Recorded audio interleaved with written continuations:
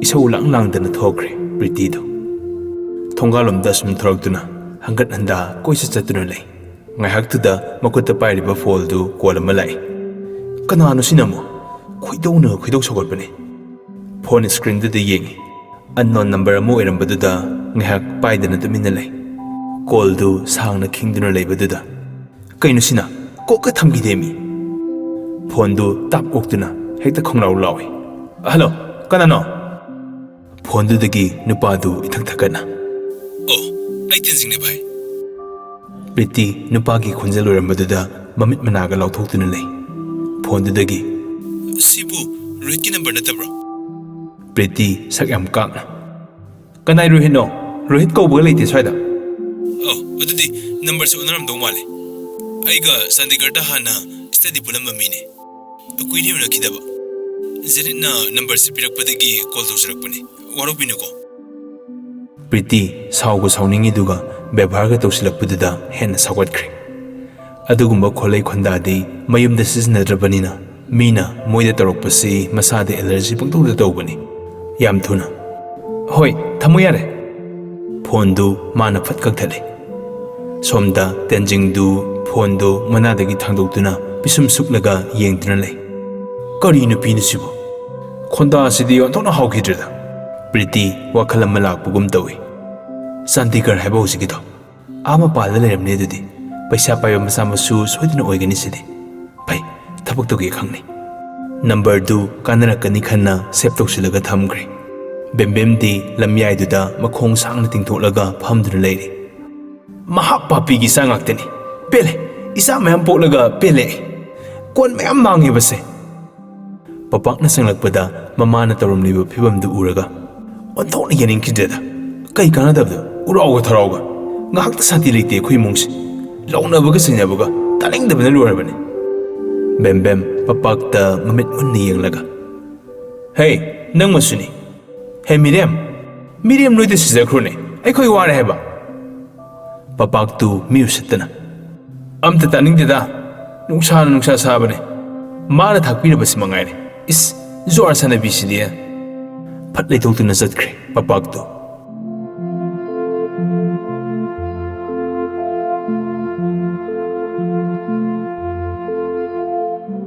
Nungthilgi pung mari makhairom tagadawre. Aisagi mama Anjuna mathaktagi fidu loksin bakarakpani. Makhada machanupidu uraga kanna lausire. Hey, kaida satunu nangbo? Thega sida. Aisa mafi marolga yam nana loisanduna magi scooty du inthoklaga tholakpani. Mathaktagi mama na lawrakpadu taraga. Oh, thabak ni ma. Aruba thabak. Anju phawriba fidu loksinna. Nangi thabak tu heng chatpa yadabro. Kayam luba thabak no ne. Ngasidi thengani saiki salurunudana. Aisa mana ngamdaba yade haibagi matago. Yada tawrini ma. Si matamsida unawdradi yaroidawa. Adugini. Anju kananu unadoidubo. Haujikan sibu nahana khoigi amam mathengda unabagi zanabi masu thorabro. Aisa masindu paithoklaga murum sonduna. Aigisna khare special oiba mi adunani athengbada unadoise.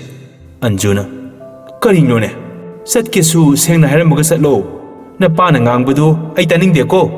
Aisa gari du inthokpa mu hokre sana hore halaga wari sarage hana salukhige pung ayodore. Anju machanupidu ngangnaba tandana sum lehore.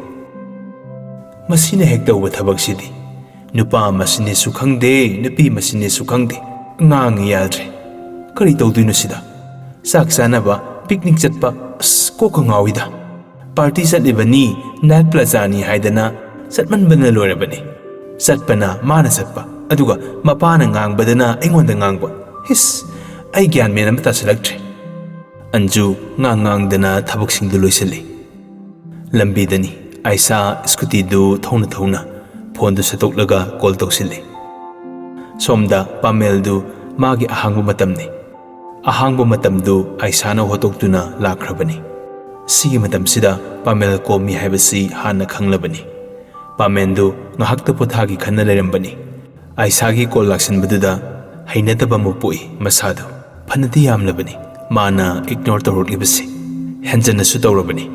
हंदक्ति नुंगाइख्ररोय खंदुना कई हैरक्तोइनो खन्ना ले उपाय लेररोय खंदुना तंदे मांदे तौदुना phone दु पाइखले Pammel दु याम तपना hello ऐसा phone दु पाइखलपदुदा मसादु हरावने लोइख्रे मरैदु तत तौना hello Pammel अइने ऐसाने Pammel मसिंदो हैपेट सुक्लगा होय खंगे अनाबगा यावब्रो कई लेरगे फोन तौरइसिबो ऐसा पामेल की पाउखुमदुदा मुतका खंगन हल्ले अनाबा यावदे नंग थबक कोमब्रो हॉस्पिटल दा लेरमगनी खना नंग उनबा लाइनी इकाई खंगदना नुपादुदा हेक्ता हाइजिलकबा वाहैदुना पामेलदु ममित हाइपे लाउथोई फोनसु मित थमजलगा तपना सोलाए ममाइदि फजन थाब नुपीनि मसे सिद्धार्थु ग्रोंग ग्रोंग चंगलकपनि पामेलदु उरगा कइदौरे boy पामेलना तपना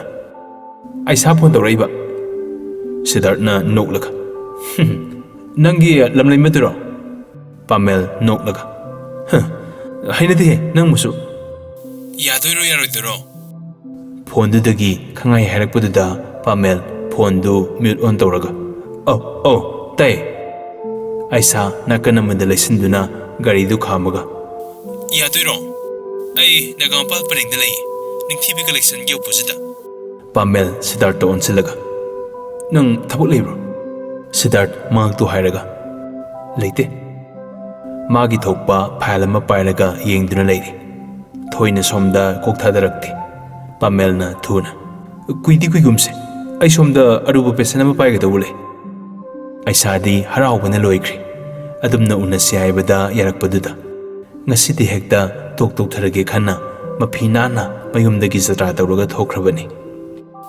hoi adudi ayoksilage getang hangaramo phone du thamkhraga pamel makhong ani du amana amada thangatuna onthok na hinaroidurida masina pise Siddharth misi du haipet onthorlaga nole noi angang oringai gi hainabi do natro kai gi hinadrino ne pamel mamai du suklaga aine supa mai pamjadi sinu pise baba hoina kaideno nasa isa pina sikaina a thaina gi wado kamai tormino sin lamchat mangne sajat lisatuga nupi ni yesibu Siddharth wado serestana kumlai hoi aisa se aisu kharaina buwale nungdang daga kaiga phone ta toksile ayamba mana phone tawbasi ya langlaga yam noisy oiba matamda ta tawre pamelna thuna kay haire badu gan wonda de aina number pibno hydro nonga Siddharth wadu reject to thore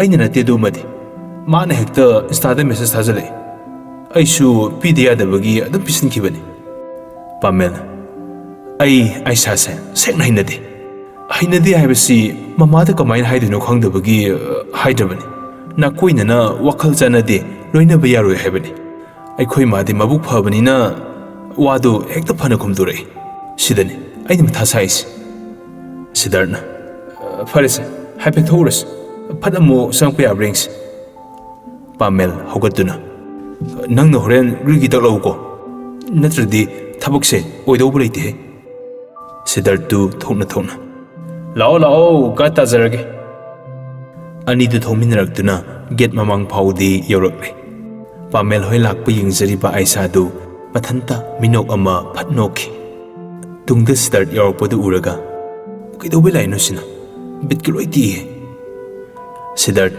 yamna thuna makutu thangalaga hai aisa su khumdeya da bugum hai tamak hai thoina mingnung paktuna korakte pamel du thuna jangsilak kai haige hospital da ekta aise aisa du mariga kolaga ai gari ta kakhalo asai phau da chapya atuna tro Siddharth lei haibaga du ubiba natte mi usitna hekta hairibani ngasigi di phrakta do male aisa su thuna ngasi khaltang haijabase yam nungai chajala handakti Siddharth noina khumai asumdo waisa somda aruba case ma leiba emergency ne aisa masindo haipe sutuk laga lei pamelna tapna mu makhata rai ngasai swai kraduni aruba ma lei haina nangna haning bodo adum hayo ai tari loina pamel inthi nungai na di khumning dabani ꯑꯗꯨꯕꯨ ꯃꯤ ꯃꯥꯡꯗ ꯐꯖꯗ꯭ꯔꯦ ꯈꯟꯅ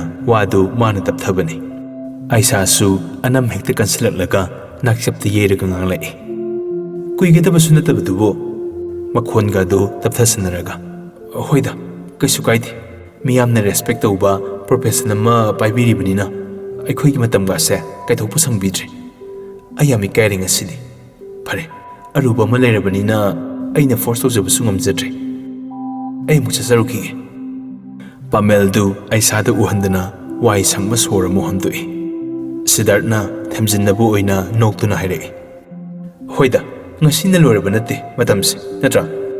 ꯀꯣꯟꯅ 100 ꯎꯅꯕ ꯌꯥꯏ꯫ ꯑꯥꯏꯁꯥꯒ ꯄꯥꯃꯦꯜꯒ ꯆꯠꯂꯨꯅꯤ ꯍꯣꯕꯦ ꯍꯣꯕꯦ ꯑꯃꯨꯛ ꯍꯜꯂꯛꯀꯅꯤ꯫ ꯋꯥꯔꯤ ꯃꯄꯨꯡ ꯐꯥꯕ ꯍꯧꯅꯗꯦꯕ꯫ ꯑꯗꯨꯏ ꯁꯔꯨꯛ ꯋꯥ ꯈꯖꯤꯛ ꯈꯖꯤꯛꯇꯨ ꯊꯝꯖꯤꯜꯂꯒ ꯃꯇꯥꯡ ꯆꯥꯕ ꯀꯥꯟꯗ ꯄꯨꯂꯞ ꯍꯦꯛ ꯁꯥꯟꯅꯕ ꯍꯥꯏꯗꯨꯅꯤ ꯅꯠꯇ꯭ꯔꯥ ꯑꯥꯏꯁꯥ?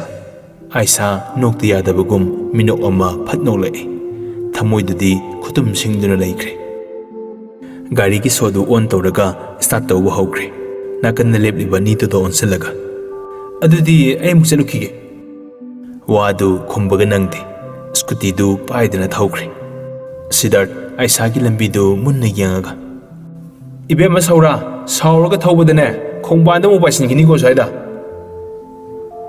ꯄꯥꯃꯦꯜꯗꯨ ꯈꯪꯅꯣꯛ ꯅꯣꯛꯂꯒ ꯌꯥꯔꯦꯍꯦ ꯅꯪꯅ ꯃꯔꯣꯜ ꯑꯃ꯫ ꯑꯅꯤꯗꯨ ꯄꯨꯟꯅ ꯆꯪꯃꯤꯟꯅꯔꯛꯏ꯫ ꯁꯤꯗꯥꯔꯊꯅ ꯑꯁꯨꯃꯥꯏꯅ ꯇꯣꯏꯅ ꯂꯥꯛꯍꯟꯒꯅꯨ꯫ ꯏꯊꯧ ꯃꯁꯛ ꯈꯪꯅ ꯗ꯭ꯌꯨꯇꯤ ꯇꯧꯖꯔꯤꯕꯁꯤꯗ ꯑꯩꯈꯣꯏꯕꯨ ꯃꯤꯅ ꯐꯅ ꯀꯩꯁꯨ ꯈꯪꯅꯔꯣꯏ꯫ ꯑꯩꯅ ꯈ꯭ꯋꯥꯏꯗꯒꯤ ꯀꯤꯕꯁꯦ ꯔꯤꯃꯔꯁꯅꯤ ꯈ꯭ꯋꯥꯏꯗꯒꯤ ꯍꯩꯅꯗꯕꯤꯅꯤ꯫ ꯃꯊꯪ ꯂꯥꯛꯍꯟꯒꯅꯨꯀꯣ ꯐꯖꯅ ꯊꯦꯝꯅꯔꯒ ꯁꯤꯖꯤꯟꯅꯧ꯫ ꯃꯦꯟꯇꯦꯜꯒꯤ ꯄ꯭ꯔꯣꯕ꯭ꯂꯦꯝꯁꯨ ꯈꯔ ꯂꯩꯕ ꯃꯥꯜꯂꯦ ꯁꯤ ꯅꯨꯄꯤꯁꯤ꯫ ꯄꯥꯃꯦꯜ ꯃꯃꯥꯏꯒꯗꯨ ꯑꯣꯟꯁꯤꯜꯂꯛꯂꯒ ꯏꯁ ꯑꯩꯅ ꯂꯥꯛꯑꯣꯒ ꯍꯥꯏꯈꯤꯕꯁꯤ ꯃꯉꯥꯏꯔꯦ ꯑꯩꯅ ꯍꯦꯟꯅ ꯂꯥꯛꯍꯟꯅꯤꯡꯗꯦ ꯏꯕꯨꯡꯉꯣ꯫ ꯕ꯭ꯂꯣꯛ ꯑꯝꯇ ꯇꯧꯕꯤꯈ꯭ꯔꯗꯤ ꯐꯅꯤ꯫ ꯑꯅꯤꯗꯨ ꯅꯣꯛ ꯅꯣꯛꯇꯨꯅ ꯆꯪꯃꯤꯟꯅꯔꯛꯏ꯫ ꯁꯨꯕꯤꯇꯥꯗꯨ ꯍꯦꯟꯆꯥꯒꯤ ꯃꯅꯥꯛꯇ ꯂꯩꯔꯝꯕꯗꯨꯗ ꯄꯨꯡꯉꯛ ꯉꯛꯅ ꯌꯦꯡꯗꯨꯅ ꯂꯩ꯫ ꯁꯤꯗꯥꯔꯊ ꯆꯪꯁꯤꯜꯂꯛꯂꯒ ꯑꯦ ꯃꯥ ꯅꯪꯗꯤ ꯀꯥꯏ ꯀꯥꯟꯗ ꯂꯥꯛꯏꯕ?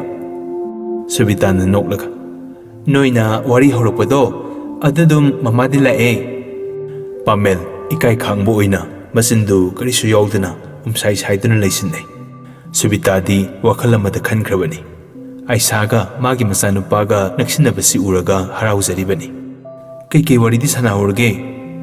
ꯄꯥꯃꯦꯜ ꯋꯥꯗꯨ ꯐꯠ ꯑꯣꯛꯂꯒ ꯑꯍꯦꯟꯕ ꯀꯩꯁꯨ ꯍꯥꯏꯅꯗꯦ꯫ ꯍꯦꯟꯖꯥꯗꯤ ꯋꯥꯗꯨ ꯈꯪꯗꯕꯅꯤꯅ ꯑꯍꯨꯝꯃꯛꯇ ꯇꯤꯡꯉꯛ ꯇꯤꯡꯉꯛ ꯌꯦꯡꯗꯨꯅ ꯂꯩ꯫ ꯁꯨꯕꯤꯇꯥꯅ ꯐꯩ ꯐꯩ ꯑꯍꯦꯟꯕ ꯁꯥꯗ꯭ꯔꯁꯨ ꯀꯥꯏꯗꯦ ꯇꯣꯏꯅ ꯋꯥꯔꯤ ꯁꯥꯕꯗꯨꯅꯦ ꯏꯃꯥꯅ ꯄꯥꯝꯃꯤꯁꯦ꯫ ꯁꯤꯗꯥꯔꯊ ꯄꯥꯃꯦꯜꯗ ꯃꯤꯅꯣꯛ ꯑꯃ ꯅꯣꯛꯁꯤꯜꯂꯛꯏ꯫ ꯀꯨꯝꯍꯩ ꯐꯖꯗꯧꯔꯤ꯫ ꯑꯁꯥꯒꯤ ꯇꯦꯂꯪꯒꯥ ꯀꯟꯅ ꯄꯥꯏꯕ ꯍꯧꯔꯛꯏ꯫ ꯄꯥꯃꯦꯜꯁꯨ ꯌꯦꯡꯉꯛꯏ꯫ ꯍꯦ ꯍꯌꯤꯡꯈꯤꯕꯝꯗ ꯄꯣꯛꯄ ꯅꯪꯅ ꯃꯔꯣꯜ ꯑꯃ꯫ ꯁꯨꯕꯤꯇꯥ ꯑꯃꯨꯛꯀꯁꯨ ꯑꯣꯟꯁꯤꯟꯗꯨꯅ ꯏꯃꯥꯒꯤ ꯍꯥꯏꯕꯨꯅꯦ ꯃꯤꯒꯤ ꯃꯆꯥꯗꯨ ꯃꯄꯨꯛꯅꯤꯡ ꯅꯨꯡꯁꯤꯍꯟꯒꯅꯨ꯫ ꯑꯩꯈꯣꯏꯒꯤ ꯏꯃꯨꯡꯁꯦ ꯂꯥꯏ ꯍꯥꯛꯇꯛꯇꯒꯤ ꯉꯥꯡꯊꯣꯛꯈꯤꯕ ꯋꯥꯗꯤ ꯉꯥꯛꯅꯕ ꯆꯠꯅꯕ ꯉꯥꯛꯇꯅꯤ꯫ ꯑꯊꯣꯏ ꯅꯄꯥꯅ ꯍꯥꯏꯔꯝꯕ ꯋꯥꯗꯨ ꯅꯪꯁꯨ ꯉꯥꯛꯄ ꯉꯝꯕ ꯑꯣꯏꯌꯨꯀꯣ꯫ ꯄꯥꯃꯦꯜ ꯈꯨꯝꯐꯝ ꯈꯪꯗꯦ꯫ ꯑꯁꯨꯝꯅ ꯈꯨꯝꯕ ꯉꯝꯗꯅ ꯈꯥ ꯆꯤꯛꯂꯒ ꯂꯩꯔꯛꯂꯤꯁꯤ ꯀꯨꯏꯗꯤ ꯀꯨꯏꯔꯕꯅꯤ꯫ ꯑꯗꯨꯕꯨ ꯃꯆꯤꯟꯅ ꯊꯣꯛꯅꯗꯤ ꯃꯃꯥꯗ ꯍꯥꯏꯗ꯭ꯔꯤ꯫ ꯑꯥꯏꯁꯥꯒꯤ ꯀꯔꯤꯒꯨꯝꯕ ꯑꯁꯣꯏꯕ ꯑꯃ ꯄꯨꯊꯣꯛꯇꯨꯅ ꯇꯥꯛꯇ꯭ꯔꯕꯗꯤ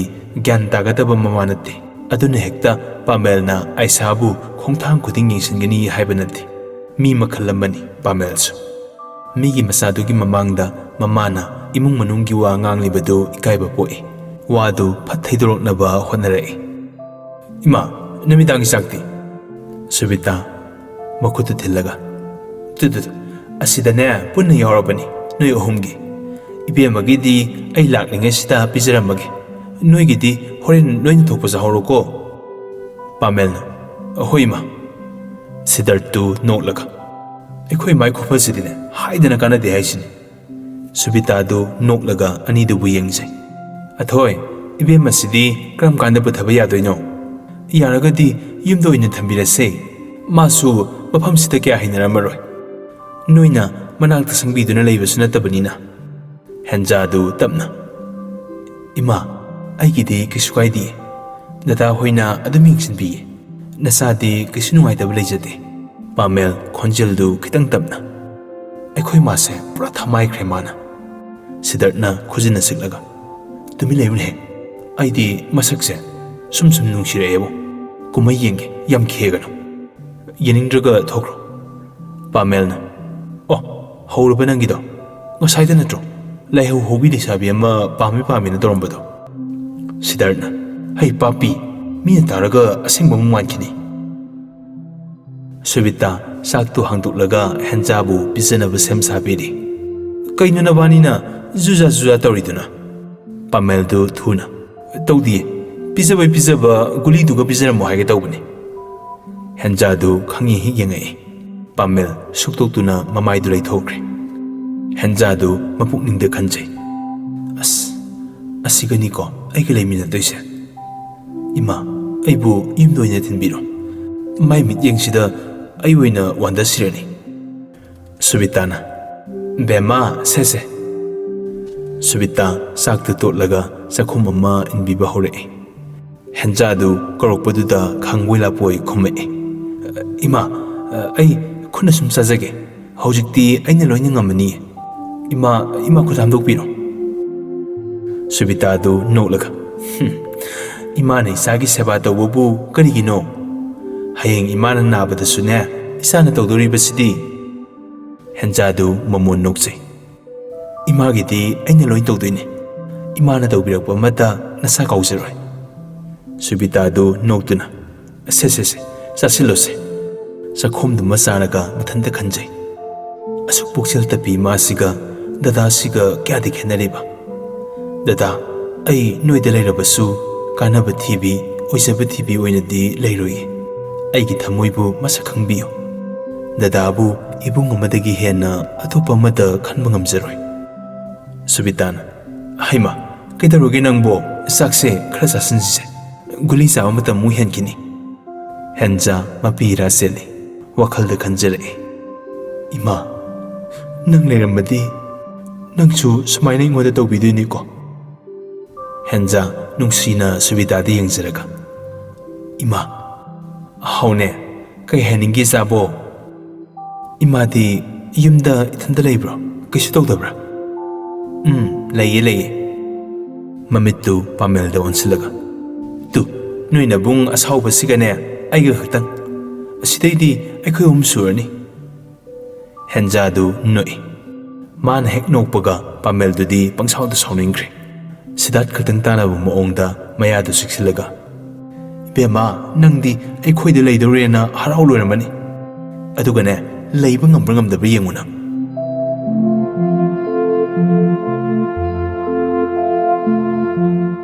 Nongmanini hokre Subita Henja bu mayumda puduna thamne Nimitudagi hauna Pamel di mayumda ngahakta leiningdaba haidu oire Henja su khara makhaidi phagalabanina yumgi thapuk masa khara tawsanbi yausile Subita Henja na ising holibadu uraga taha jelaktuna batindu mulle hey tuminna pothage leitadana kaigi ising holino imana dum torosu yabadubu nangna kaidawai tawrino Chalo nang kada karo inthi jana potharo Henja su tingak yengduna leirambani Subitana adum hairakududa ima ai pharsidi hojikti kisu tawdri ima gi mating pangboina asi khangtawbasibo Subitana thuna yadi naba pungba phaba natribanina imana yade ko kitangda nasadu sokladi kanana wadoise wakhan muna khalukoi bema